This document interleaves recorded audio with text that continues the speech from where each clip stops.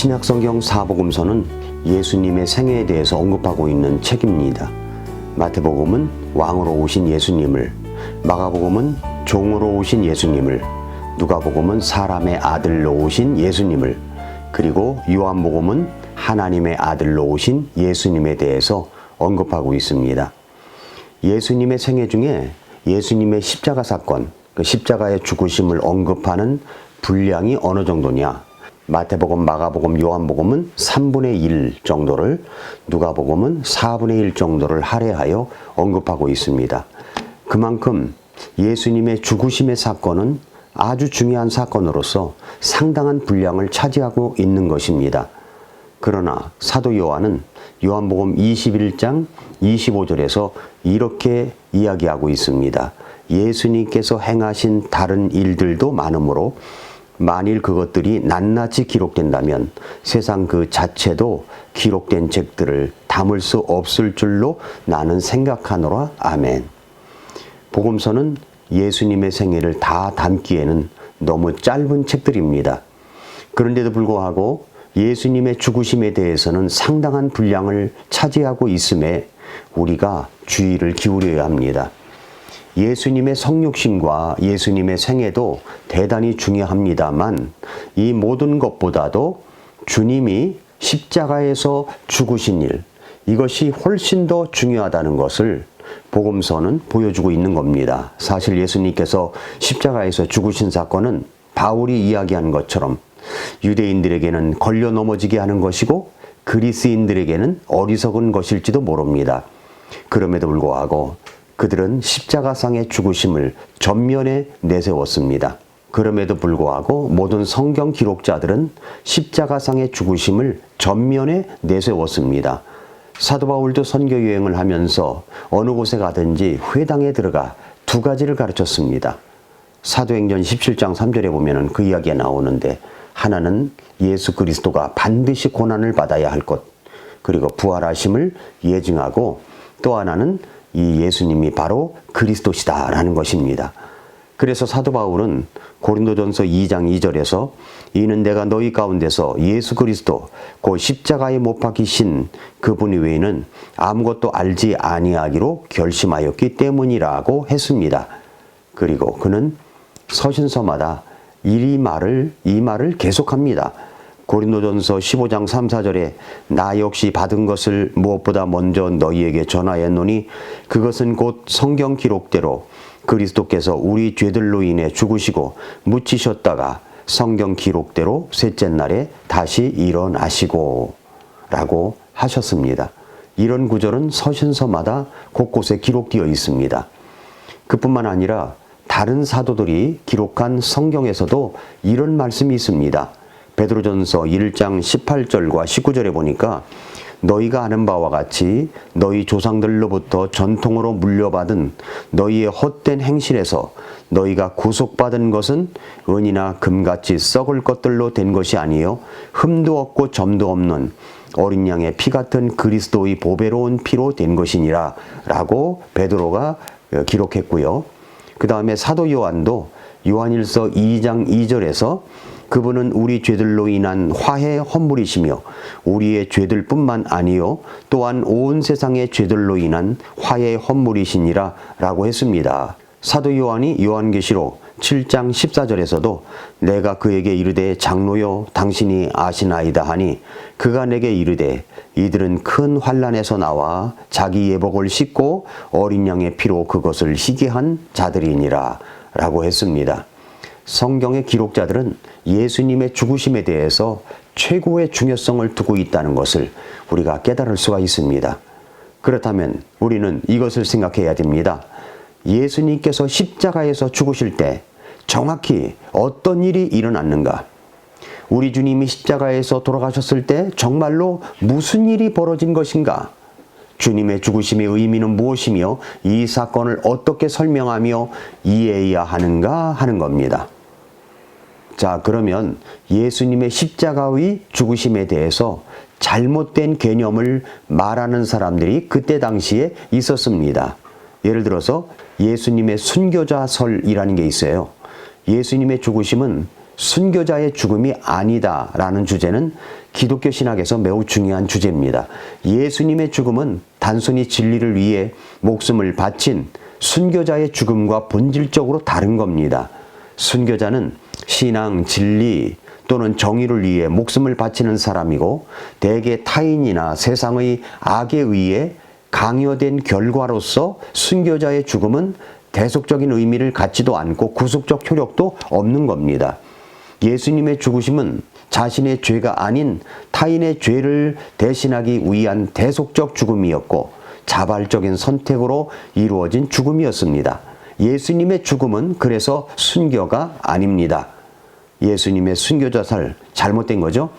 그 다음에 두 번째, 예수님의 속전설도 잘못된 것입니다. 무슨 말이냐면은 속전설이라고 하는 것은 예수님의 죽음을 인간의 죄로 인해 사탄에게 값을 지불해야 하는 행위로 이해하는 견해입니다. 이 견해는 초대교회 일부 신학자들, 특별히 오리겐이나 그레고리우스 같은 이들에 의해서 언급되었습니다. 그러나 성경적 기초가 부족한 지식들이고 여러 면에서 신학적으로 문제가 있는 것으로 지금까지 평가받고 있습니다. 하나님의 주권을 약화시키고 사탄을 과도하게 부각시키는 이 이론은 이단적인 주장입니다. 속죄의 그 성경적 본질을 왜곡하고 예수님의 죽음의 대속적 의미를 축소시키는 속전설은 성경적 근거가 없는 주장입니다. 이외에도 예수 그리스도의 죽으심에 대한 대속적 속죄설이 아니라 잘못된 주장을 하는 것이 많습니다만은 우리는 이제부터 정확한 예수 그리스도의 죽으심의 대속적 속죄에 대해서 알아야 합니다. 자, 그러면 예수 그리스도의 대속적 속죄의 필요성을 보겠습니다.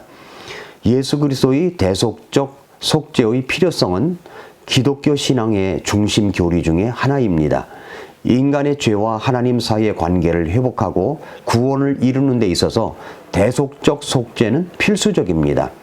먼저 죄의 본질과 결과입니다.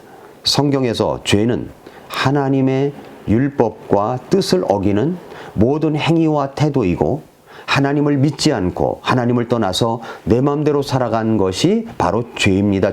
죄는 하나님과의 관계를 갈라놓았습니다. 그 죄의 결과로 사망이 왔습니다. 병도 왔습니다. 고통도 왔습니다. 하나님을 떠났습니다.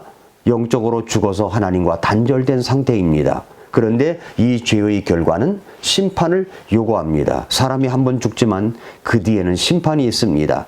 이것은 영원한 죽음을 의미합니다.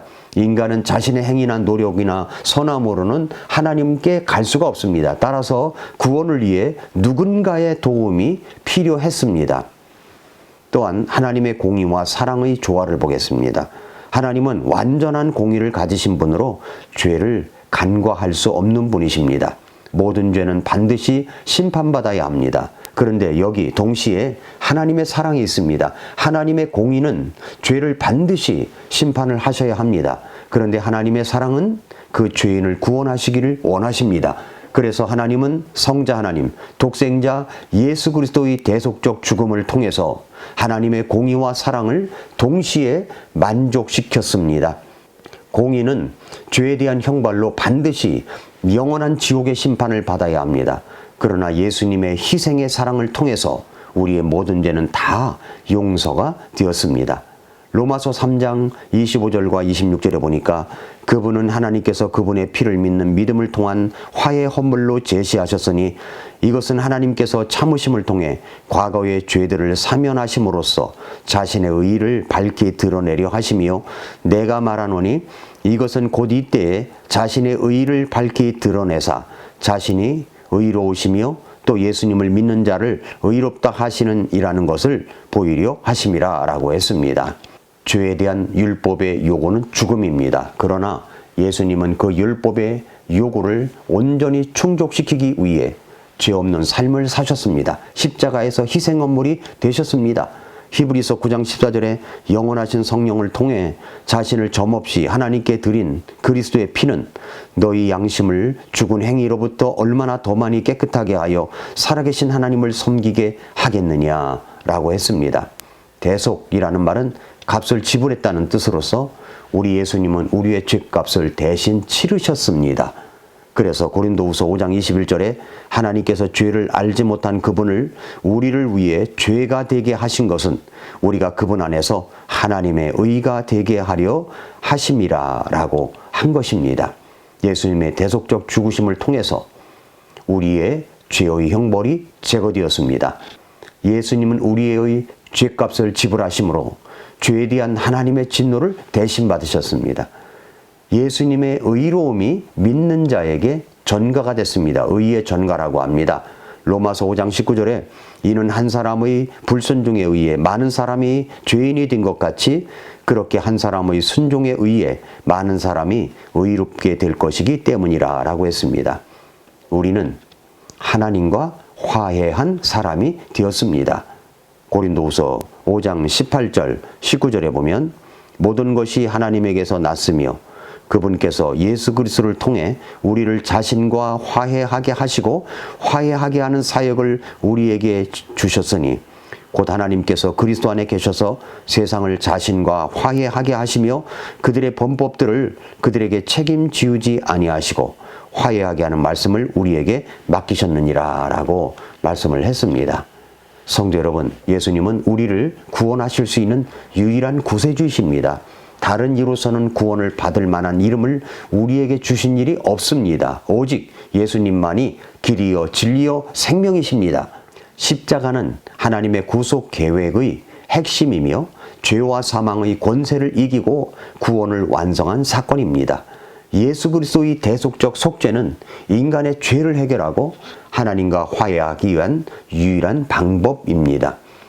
이것은 하나님의 공의와 사랑을 동시에 만족시키면서 모든 인간에게 구원의 길을 열어주신 것입니다. 예수님의 죽음은 인간이 해결할 수 없는 죄의 문제를 해결하는 유일하고도 완전한 구속적 희생입니다.